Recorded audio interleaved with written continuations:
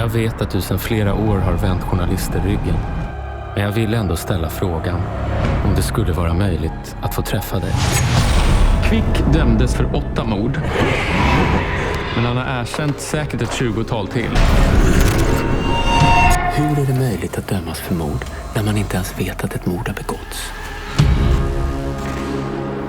Vi ska rota lite i det här, förstår du?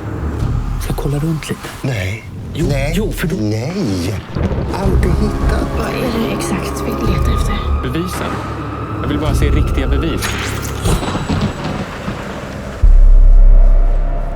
Om du vill komma ut så trycker du på den här.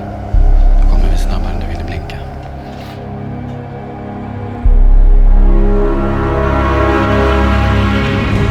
Du har ju sagt att du har begått 30 mord. Men det finns inga vittnen, inget DNA, ingen teknisk bevisning. Vem ljuger?